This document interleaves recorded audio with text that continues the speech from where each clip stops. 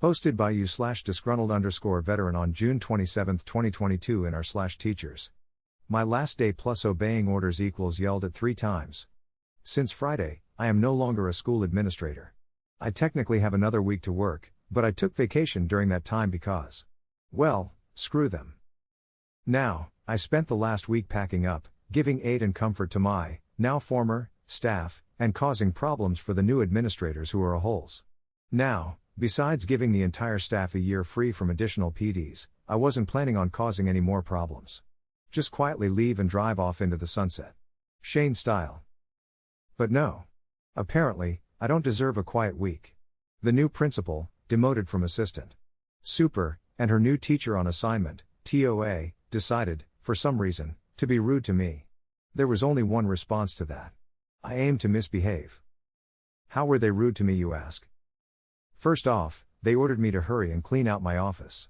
Apparently, the TOA wanted to start redecorating my office. I was literally told, get all your personal stuff out of here ASAP. She wants her office now. I still had a week to work there and actual work to do. Second, the new principal tried to steal my personal chair and my personal office supplies and decorations. That chair was a gift to me from a friend. I found her just wheeling it out of my office and into hers. My desk supplies and a banner from my wall were stacked on its seat. I told her that it was my personal chair, not the district's. She said okay. The very next morning, I found it missing. She had moved it into her office after I left for the day. Third, I was given a list of tasks to complete by Friday by the TOA, who is in no way, shape, or form my boss. These were not my job to do and are in fact the incoming admin's duty to complete. Stuff the new admin is supposed to do. Things like, put together new staff packets, schedule next year's PDs, fill out and submit request forms, etc. Finally, I was talked down to every single day by the new admin team. I was spoken to as though I were the hired help and they were the royal witches. Seriously, I speak to a waitress that messes up my order with 20x the amount of respect that they showed me. They actually tried to get my attention by snapping their fingers at me. Like that would work. Note, the new principal also has made some pretty anti-LGBTQ+ comments. I don't like narrow-minded people. So, I decided to do as I was told. I was a soldier, so I know how to follow orders. 1. I removed everything that was my personal property. That included my chairs, decorations, the stress relievers, punching bag, etc., the fridge from the office, and the file cabinets in my office. Yes, I bought government surplus cabinets because I didn't have any. All my files and all of my former principal's files were in there. I had even bought the manila folder I used in it. So, I took every piece of paper out of my cabinets, removed them from my labeled folders, and stacked them on the floor into one large pile. There is no order to how they are stacked. I took my chair from the principal's office while she was in a meeting with parents. I just walked in and rolled it out. She stopped talking to the parents to ask what I was doing, and I responded that I was taking my personal property out ASAP as I was ordered to do. I had an old medium-sized fridge I had placed in the office workroom for office staff to store their food in.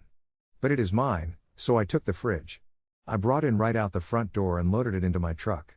I even took the new admin's food out of it and left them on the table. It's my fridge. I warned the rest of the office staff I was taking it but forgot to tell admin. Darn. 1. I copied all my digital files over to a flash drive and then deleted everything off my work Google Drive. Anything I personally created or designed. 2. Copied all my emails too. 3. I informed the staff that if they need time off next year and need it approved, to submit the forms to me this week. I got several and they are all now approved. I got this idea from someone who messaged me here on Reddit and suggested I do this. Thanks for the advice. 4. I approved every supply list item the staff submitted and even drove to the district warehouse to pick up some items personally. I even approved funds for a second-hand kiln for the art teacher. She found a good one on Craigslist. 5. I had repaired my desk with bolts and tool from home. I took the bolts back. The desk is now lopsided again. The closet door was broken when I got there. So, I repaired it. I have now put it back as it was when I was hired. 6. The two-way mirror to the detention room was mine. I had gotten it from a friend at another school, different district. It allowed me to watch ISS and detention students from my office without them seeing me. I popped that right out and took it home. Now the TOA has a hole in the wall the detention kids can look through. 7. I had put together all the lockdown buckets and fire drill bags myself with my own money. I took all of them back. This I felt bad about, but I will give them out to the staff at my new school. 8. I put a rush order on all classroom and building repairs and have an approved order to have every classroom repainted. 9. I assembled new staff packets and the new school year binders. Besides the basics of what is required, I have included throughout the binders in random places: Dilbert cartoons, famous Harry Potter quotes, the lyrics to Nickelback's How You Remind Me, I Kissed a Girl by Katy Perry, All Star by Smash Mouth, and We Built This City by Starship. A map of the area where I marked all the good places to eat lunch off campus. Funny Far Side teacher comics, cheesy teacher jokes, the union contact info, crosswords, Sudoku, and word searches. A list of educational lawyers. Just in case. I also included in the binder the admin Wi-Fi password for them since that signal is stronger for some reason. 1. I went ahead and wrote out the PD schedule for next year. Oddly, every Wednesday is listed as free time or work in your classroom. I'm sure they will change it, but I don't know when they will find out what it says. 2. I had a master list of donators and partners in the community. It was posted on a whiteboard in my office. I got over 4 dozen businesses and people in the community to help with various things or donate over the years. I spent a lot of my time building relationships with them and making deals. I took a photo of it and then I erased the list. And took the whiteboard since it was mine. 3. Friday, I flew the LGBTQ+ flag instead of the state flag. I also placed LGBTQ+ flags in each classroom in case the staff want to display them. Then I got yelled at. 3 times. The first time was when I took back my chair. I was told it was unprofessional to just take it without asking. Especially with guests present. I responded with yes, it was unprofessional to take my chair without asking. The second time was when the TOA found the refrigerator gone. She said that it was community property. I told her no, it's my property and I was told to take all my property from the campus. The third time was when I was in the parking lot leaving and they found the piles of papers. The principal flagged me down and told me to clean it up. I told her I was off the clock and that the district never reimbursed me for the cabinets, so I had to take them with me. I am expecting a call from HR today asking for my assistance setting everything back up since with all my stuff removed and erased, the admin team has to actually put in some hard work. I'd come in. For my consultant rate. $75 an hour with a minimum contract for 12 hours. More info. Now this is more content related to why the OP left this school, which was posted in r/revenge on July 13, 2022. Okay, so this happened at the end of this school year. I posted what was going on in the r/teacher group and several of the people there told me to post what happened in here. This story is in 4 parts, and I apologize for the length. I also apologize for any teacher slang I use as it is like second nature to use it just like military cargo was when I was in the military. Basically, I was told that all the assistant/vice principals in the district, other than at the high school, were being let go and a teacher on assignment, TOA, was going to take our jobs. I was not heartbroken over this but was treated badly by the new admin team taking my job and my principal's job. Also, I tried to help my staff on my way out and it seems my bosses cared more about their images than my staff's happiness. So here is the story. Part 1. So, none of the other admin in my district had received our contracts for the coming school year yet. I was wondering what was going on, but I heard rumors about a pay scale shift and that was the reason for it. I found out Wednesday what is actually happening. Every assistant principal and vice principal in the district, why we have 2 different titles, I have no idea, is not getting renewed contracts, except the ones at the HS, their positions are being eliminated, and their jobs are being replaced with a new position that pays a teacher's salary plus a $2,000 stipend. They are replacing the APs with learning coordinators. Apparently, the budget is the given reason, but I also heard rumors from someone at the district office. Each of us APS/VPs were scheduled to meet with one of the assistant supers Wednesday. We thought it was about our contracts and we were correct. When I arrived, the acting superintendent was there with the head of HR. I was told about the elimination of my position, but not the reasons why. I was then given an option for the coming school year. I could go back into the classroom, I could work in the district office, or I could apply and interview for the new positions that is replacing my job. WTF. I wouldn't care one lick if I was told that my position had been cut completely and I needed to go back into the classroom. I love the classroom. I miss teaching full time. However, to tell me to apply and interview for a job I already have is BS. We were told to give the district our answers by Friday, and they would draw up contracts or schedule interviews. Wednesday afternoon, I went to see Tony, who is an assistant superintendent and one of the few decent leaders in the school district. I heard from Tony that there was an internal shake-up, but he wasn't allowed to talk about it or even give me a hint about what happened. However, one of the assistant supers was being reassigned, aka demoted, to being the principal of my current school. My principal was not coming back due to health reasons. The superintendent was released from his contract, and my school's new learning coordinator position had already been filled. Who filled it?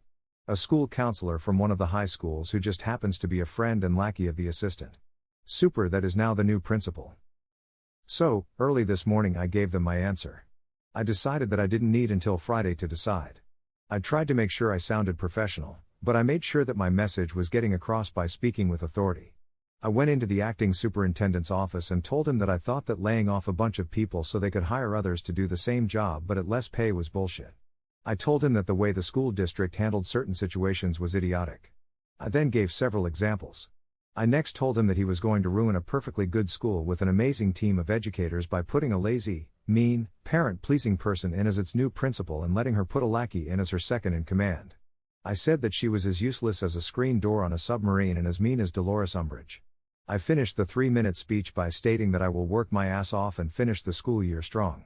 I will prep things for the next school year so that the teachers have an easier time.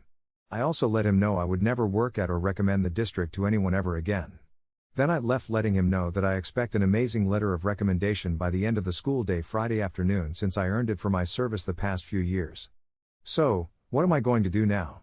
Well, I called up an old friend Wednesday who is currently a principal at a STEAM charter school that's part of a chain of charter STEAM schools and asked if he had a teaching position available. He's been asking me every year for the past 5 years to come work for him. He told me he had 3 openings, and I could have my pick of them. So next year, I will be a drumroll please 6th grade teacher. And I am very happy about it. I even get to design my curriculum as long as it meets state standards. I could apply elsewhere for admin positions, but I think I need a break from school leadership. I need to love my work again like I used to as a teacher.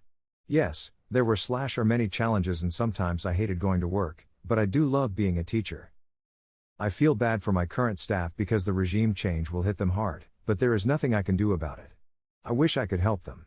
The most I could do would be to take a teaching position at my current school, but then I would be miserable with them and be helpless to do anything to aid them. So, for myself and my daughter, who I love more than anything, I am making the move to a new school and going back to what I enjoy doing. Teaching. I am even bringing my daughter to my new school to start next year as a 5th grader. I asked her if she wanted to stay at her current school or go to the STEAM school with me, and she wants to go with me. She was excited since she has visited there several times and loves the technology room, the robotics class, and the science labs. Plus, she is friends with some of the kids there already. As a goodbye to my staff, I am going out this weekend and I am going to buy some nice letter paper and scratcher tickets. I am going to write short, individualized goodbye to each of my staff members, and at the end I will include the following words. I'm giving you some scratcher tickets. My hope is that you are as lucky scratching them as I have been lucky to have worked with you. So that's it. I have to finish my contract, but at the end of June, I am free. I am looking forward to teaching full-time again and having a boss who will let me just do my job and not interfere. I don't think I want to work in administration again, but maybe after a few years I will decide to work as an AP again. Note, sorry for any spelling/grammar/punctuation errors. I am writing this while making my morning rounds. Part 2. So, I put together goodbye gifts for all my staff, and I'll be handing them out Friday, their last day with kids. They have a bunch of goodies that I posted about weeks ago. I was thinking this weekend about how to give the finger one more time to the district office and help my teachers out. Even in a small way. So, I came up with it Sunday night. My district requires each teacher to attend additional training throughout the year. These are outside of the regular staff development trainings. They are run by district staff, SPED teachers, and admin. The training normally lasts 1 to 3 hours and the teacher gets a certificate for the time spent in the training. Each teacher is required to attend 24 hours of these before the end of the school year. Most teachers take them over the summer, if they are offered, so they don't have to take them during the school year. So, yesterday morning, before work, I was making copies of the certificates for all the courses I have run here the past few years. Classroom management strategies, lockdown procedures, social studies strategies, math strategies, reading comprehension, and environmental print. I am going to fill them out with each of the teachers' names and number of hours. I am adding all the times I ever spoke to the staff about these topics and putting down hours to correspond, rounding up to the nearest hour-ish. Wouldn't you know, each of those topics was 3 to 5 hours in length. Each staff member will have exactly 24 hours worth of training. I filled out the dates of the training for the 2022-2023 school year. Oh, and I have an attendance sheet with all of their names and have them marked as being present. Note, I checked with district, and since I am still an administrator into the summer, I am allowed to run these training over the summer before I leave. Now, they can have their summer to themselves and not worry about taking classes during the school year. They can if they wish, but 99% of teachers here hate the mandatory training hours. I hope the staff likes the present. Now on to update 1, I don't work here anymore.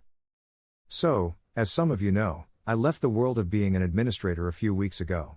I tried to leave behind some nice gifts when I left. I wasn't looking to cause problems my last few weeks, but the new admin team treated me in a way that was unacceptable. So, I decided that Malcolm Reynolds had it right when he said, I aim to misbehave. Well, the Tuesday after I left, I received a call from HR. I ignored it. I then left for a road trip with my daughter where we went to San Francisco for a few days and went to 2 Giants games. Unfortunately, they lost both games. While we were on our trip, they called and emailed me at my personal email account. My work one was deleted by them. I ignored the calls and never opened the emails. My daughter and I then went to Disneyland for a few days of fun and then returned this past Friday. I then checked the voicemails and emails. I was asked, begged, and then ordered to come to the HR for important meetings. It is very important that we speak to you as soon as possible, is what they said repeatedly. So yesterday I went into the district office wearing cargo shorts, a shirt I got at Disneyland, and flip-flops. I don't work there, so I don't need to dress up. When I arrived, I was originally treated like a visiting VIP. The HR manager and her assistant tried to butter me up like a Pillsbury biscuit. After a few minutes of them trying to make small talk and me then letting them know I had plans to go to lunch in 30 minutes, they got to the point. They wanted me to turn over a few things I took with me that, though they belonged to me, they said were sorely needed at the school. They gave me a list from the new principal which included, but limited to, my chair, seriously, my refrigerator and appliances, my community contacts board, people/businesses that I build relationships and partnerships with, my personally designed forms and worksheets, two-way mirror, my lockdown buckets and fire drill bags. They also wanted copies of every record I kept and notes I took on the staff and students. The notes I took on the staff were so I could personalize gifts for them and have conversations with them on their interests. I said no to all those requests. I told the ladies that the furniture and appliances were mine that I brought in. I stated that the chair was a gift to me from a friend and that the new principal can afford to buy her own chair. I also stated that I left any official school/district documents there and any I took with me and/or deleted were of my own making and my intellectual property. I also stated that my contacts were developed over the years on my personal time and at personal cost to me. I also stated that everything I took, that I had submitted reimbursement, was never reimbursed. I kept my records and pay stubs. I never saw a red cent from those submissions. They offered to pay me for some of the items and gave me a rough figure of what the district would pay me to return the fridge, the forms, buckets, bags, mirror, and contact board. I told them that I did not want to hand them over to the new admin team since they had treated me so poorly. They asked me again and tried to reason that some of those things could be interpreted as school property. I told them that they were welcome to try and force me to return anything that was legally mine to them, but I would be willing to fight it in court. I also told them that those 2 new administrators made me uncomfortable and that their treatment of me could be considered making a hostile work environment. Especially when they tried to make me do their jobs for them. I then gave the HR team my lawyer's info. Note, I dated a lawyer after my divorce for a few years and we are still good friends, and she has offered herself as my forever retained lawyer that I can use her name and she'd help me if she could. I rarely use her name, but when I have needed her legal advice, she always comes through. I also help her with physical chores when she or her family needs help.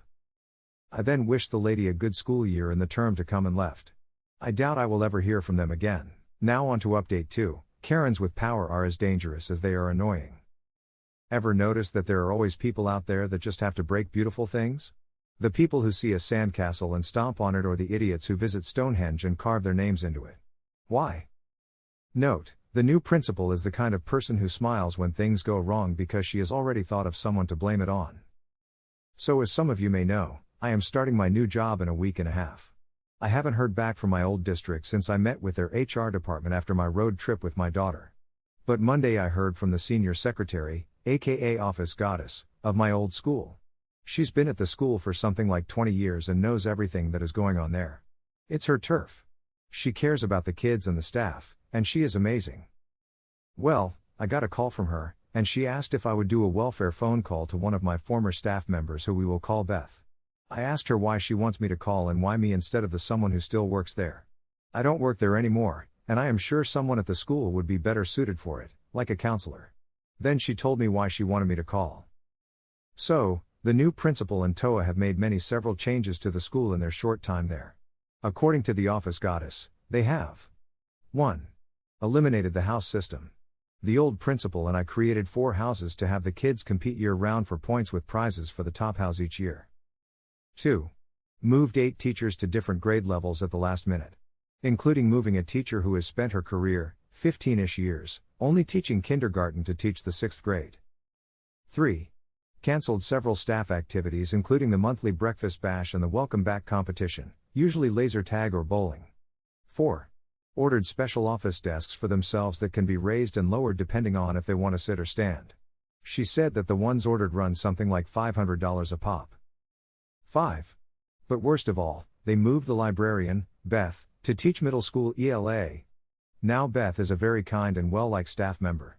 She is hard-working and also adaptable. She is also certified in early childhood ed, elementary ed, and secondary ELA.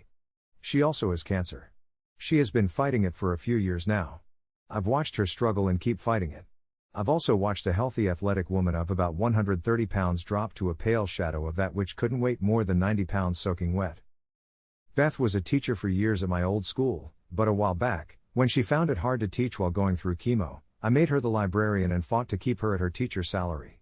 The district fought me saying an aide was cheaper and could do the job. I wrote a post on here about it a while back. Officially, Beth is the school's media specialist, library arts teacher, and an ELA support specialist. Unofficially, her job is to basically reads to the younger students, encourage them to read, helps older students with their research, and helps older students learn how to cite their work. The position also gave her plenty of time to rest, let her go to medical appointments easily, and gave her a bathroom next to her desk since she needed to go more often now. Plus, it kept her pay the same and kept her health insurance going. It was a rare example of a true win-win. I had an amazing librarian and she got paid, benefits, and a lighter workload so she could heal. Well, the new principal, in all her Jar Jar Binks wisdom, has decided that Beth would be better off in a classroom again and that parent volunteers should run the library. It saves money and puts Beth where she is useful according to the admin's twisted sense of logic. And yes, they know of Beth's condition and why she is in that post. Beth found out Friday about the reassignment. Yes, it is legal as her contract doesn't specify librarian. Just teacher and her pay scale level. Beth tried to explain the situation to the idiotic woman who, if you gave her a penny for her thoughts, you'd get change back. But she doesn't seem to care. She says that Beth will be just fine in the classroom and will really help the kids academically. So, I called Beth yesterday and we talked for about half an hour. She told me that she may have to resign because she can't keep up with the rigors of teaching middle school ELA in her condition, which is not improving unfortunately. She is supposed to go through another cycle of chemo treatment soon. I told her I wish I could help her. She said she may just become a substitute and work when she can. She said she is covered under the husband insurance already, but ours was better. I feel really bad for her. I suggested that she go to HR and let them know that if she is moved back into a full-time classroom that it would have a negative effect on her health and put her at risk. I also told her to get notes from her medical providers stating her case to stay in her less stressful position. I then gave her the name and phone number of a lawyer that specializes in educational law. I also let her know that I would help her find work if she wanted me to. I have already reached out to a few people I know. I contacted my ex-wife's sister-in-law who works for a non-profit that provides digital literacy and citizenship programs for people who come to the US. She said she might be able to hire her on to give remote lessons via Zoom. So, let's keep our fingers crossed. This is a perfect example of what happens when people with the compassion of Ted Bundy and the ego Donald Trump are put in charge of others. The new admin team cares more about the budget and losing like they do something rather than what's best for the staff and students. I don't know what day in history it was when educators stopped leading schools and the politicians and the parent pleasers looking for a pay increase took over, but it was a dark day for us all. I wish I had a happier story to share, but my old school is going to hell in a handcart according to the office goddess. I wish all of you a great coming school year. Now on to update 3, I feel loved. Update 2, I'm not the vice principal anymore? Okay. No problem. So here is an update to what has happened at my old school. I will say that their action makes me proud, fill me with energy, and make me feel a little loved. Now, I haven't heard from anyone in the school for the past few weeks. I have been really busy with my new teaching gig. I love my class, by the way. Well, it turns out that my misbehaving spread like a wildfire amongst the staff. My friend Tony let me know while we were watching a baseball game this weekend. Here is a summary of what has happened. I also heard from 2 of my old teachers. Here are the highlights. 1. The new principal enacted new policies. Here are 3 that pissed off the staff. Every teacher has duties every day at least once a day. I never made my teacher work duty. Every teacher is required to have Zoom meeting with all their parents at least once a quarter. Every teacher must do 2 of the following: sponsor a club, be on a committee, or coach a team. Lesson plan, for the next week, reviews with the TOA every Friday during prep periods. No office referrals for anything considered to be a minor infraction no matter how many times it happens. Teachers must sign in every morning in the office and out at the end of the day and record the times. No leaving campus without approval. Teacher will need to cover for other teachers that are out. 2. During the first day back meeting where she shared these changes, she apparently spoke harshly, authoritatively, and wouldn't allow the teachers to speak their mind. My way or the highway atmosphere.